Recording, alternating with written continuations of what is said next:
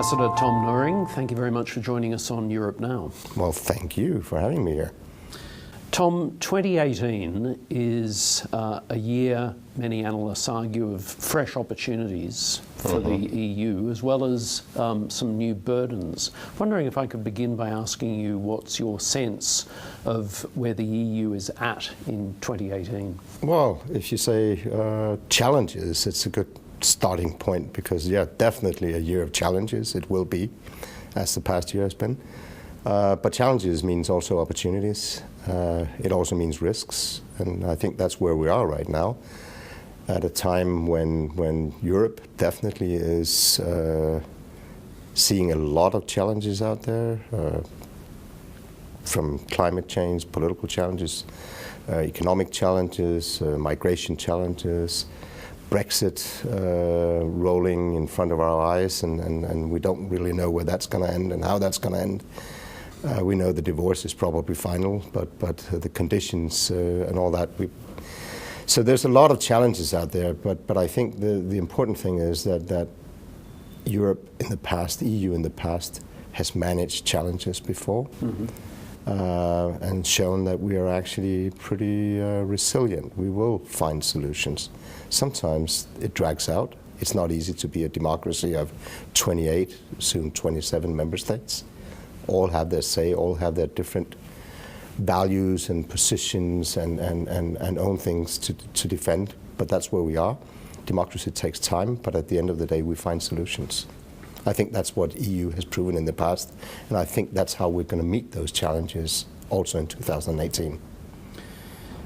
You mentioned Brexit, and Brexit most recently has been characterized by some analysts as one step forwards, three step backwards. I think there is a sense coming from some European nations now that they've moved beyond Brexit, that they've sort of come to terms with what Brexit is. 2018 is going to see a lot of ongoing negotiation around the trade discussions, obviously. But again, the notion of the EU 27, can you see EU 27 doing as much, if not more, than what happened previously under EU 28? Well, personally, and seen from a Danish point of view, we regret strongly Brexit, that decision. I mean, we can all second guess why it happened and why it got to that point. I think it has to do with a lot of other things than the EU. Unfortunately, it's not really an EU issue, but that was what it was. It was a referendum on whether to stay or leave the Union. We, Denmark, joined with the UK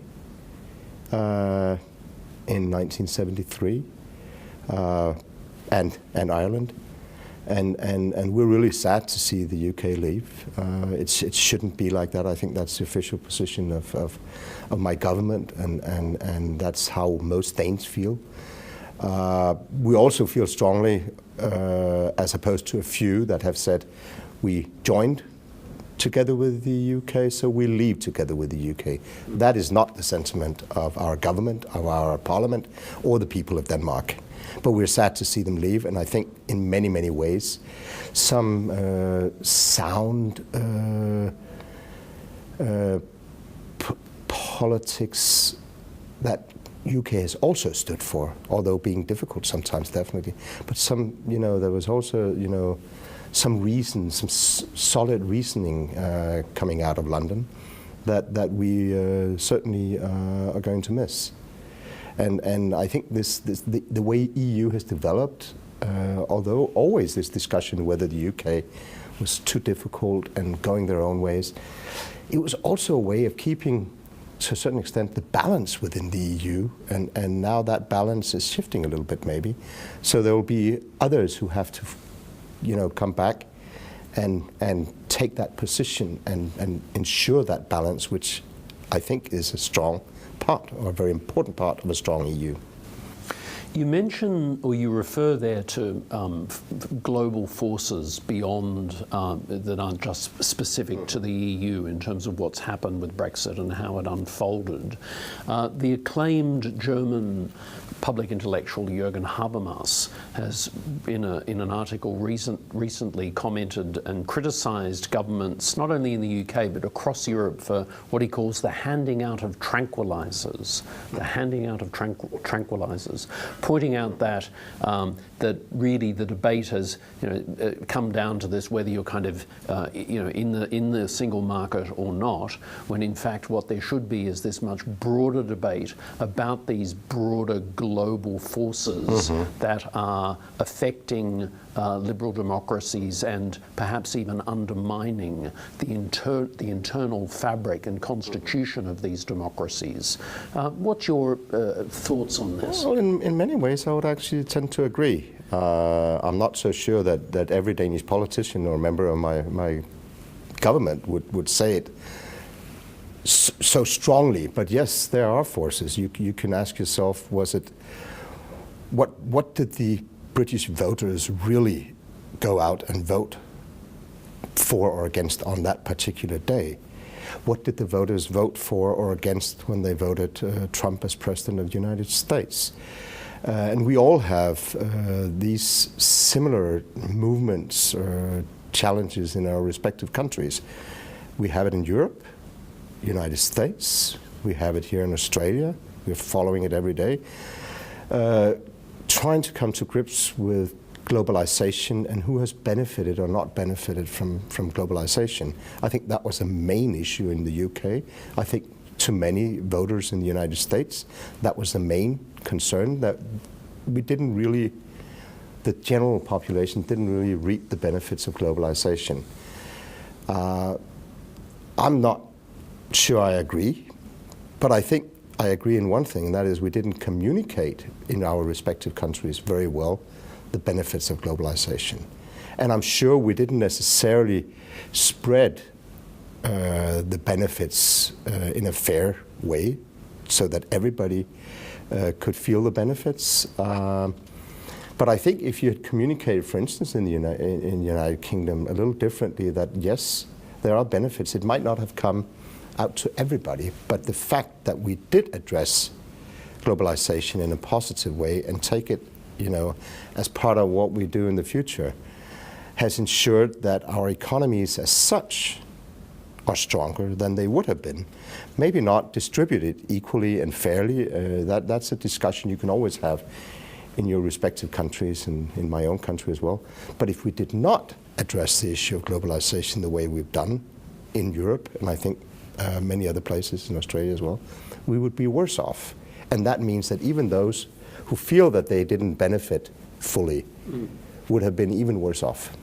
So I think that narrative has not really been out there, and that's what people have gotten wrong in their referendum discussions in the UK, in the elections in many of our countries. You could put it differently. I mean, we've seen elections in France. Macron is now, the leader of France, but he's not a politician. So we've seen this move against the establishment, and we have to come to grips with that. The establishment is under threat, under pressure, and we have to be better at communicating, both politicians and also civil servants who are working these issues. We have to become much better at arguing the case, describing, communicating with people in a normal fashion what are the benefits of globalization. Because especially small countries like my own, Denmark, if we isolate ourselves, if we stop any kind of protectionism, we're lost. I mean, a small country of less than 6 million people on a planet of more than 6 billion, we are going to be totally lost if we isolate ourselves. We need global, regional cooperation as strong as we can. And that's where Europe comes in, that's where EU comes in, and that's why I think today the Danish voters, for instance, the Danish people, see EU as a very, very positive part of our lives, although we always have the discussion and what are the benefits of this, that, and the other. But in the total picture, we see the necessity and the benefits of being part of that global and regional cooperation. Climate change remains very high on the global political agenda. Recently, French President Macron has commented that he thinks the world is losing the battle against climate change. Yep. What are your thoughts on what the EU can do to re-engage the battle against climate change, and more specifically, what is Denmark currently doing? Well, you could start out by saying that it definitely is a battle, and it's one that we have to win, because the alternative is really, really gloomy. I used to say some years ago, when my daughters were still growing teenagers, but should they have a family? Should they have a life in the future? And my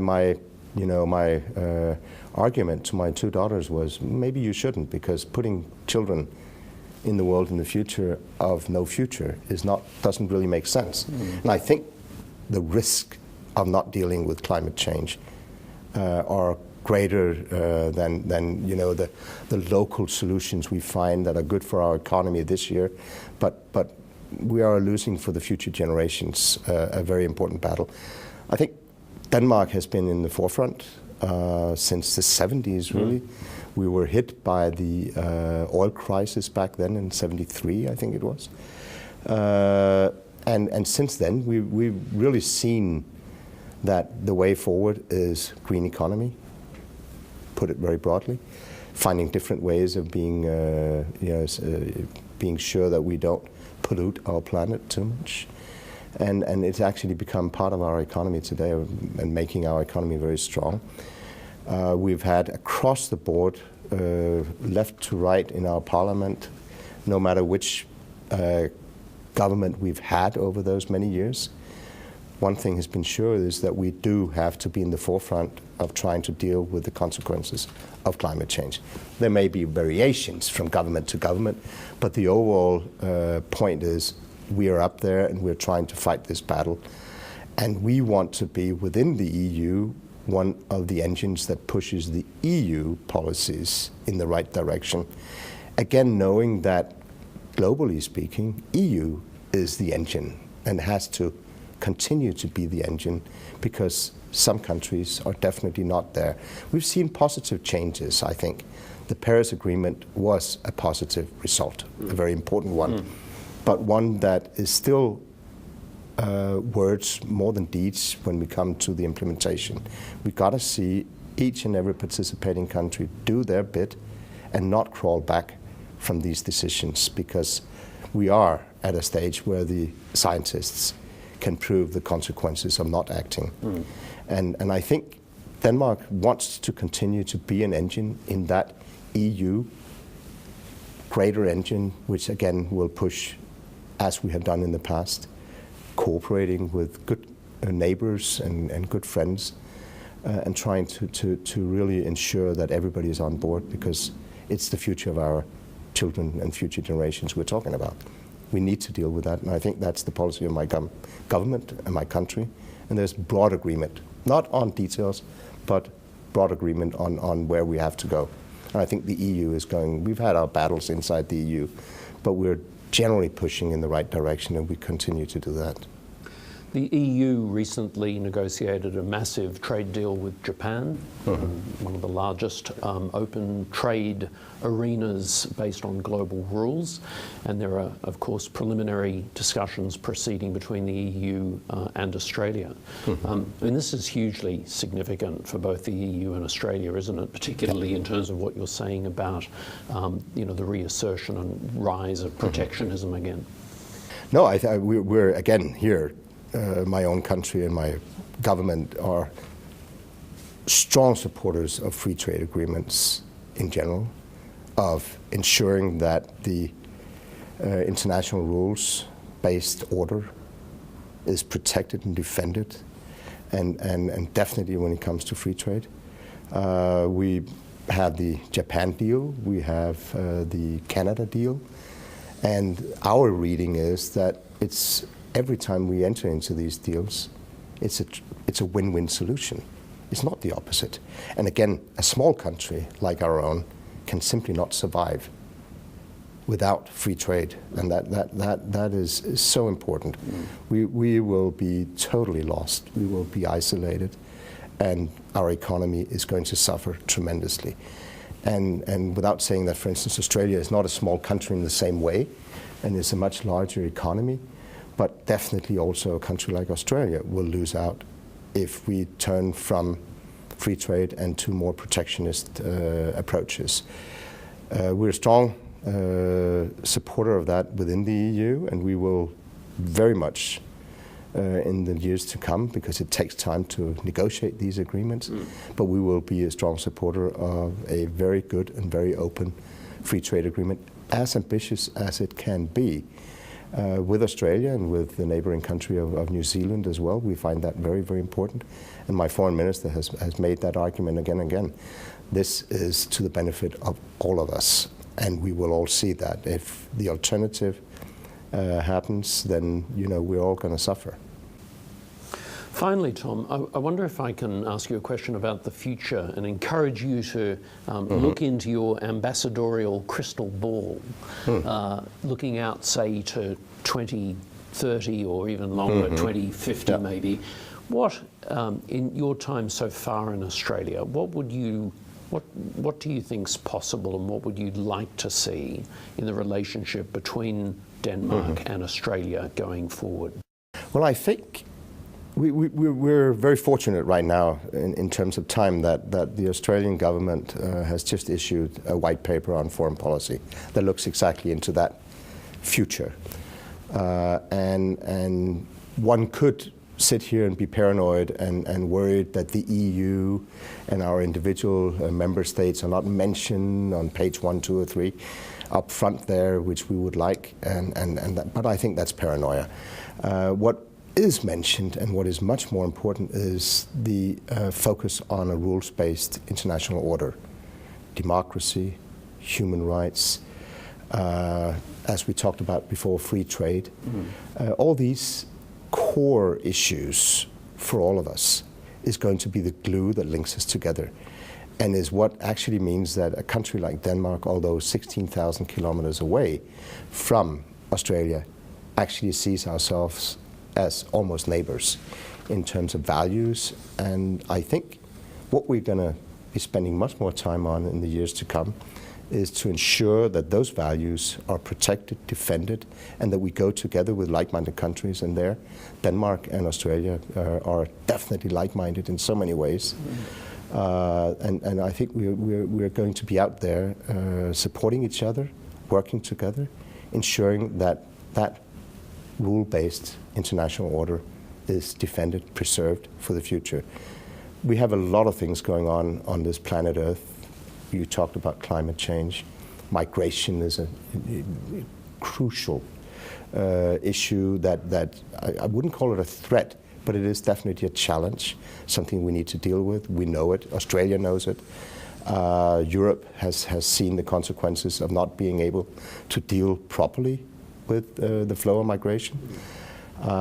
We need to deal with it not only when the flow comes to our countries, but also try to actually look at the root causes of migration and try to maybe deal with those root causes out there where the problems arise, in order to avoid mass influx of refugees in the future. I think in my own country we're still up there amongst those who deliver development assistance, and we need to continue to do that for many good reasons, humanitarian, global economic reasons, but also to ensure that we solve the problems out there where they are starting at the roots, in order not to have to deal with the problem when it becomes almost unsolvable, as we saw in Europe, and which has given rise to, let's say, tension between the member states, and it has given rise to tensions within our countries. It has been part of the populistic agenda narrative, which I think we're all going to suffer from if we don't deal with it.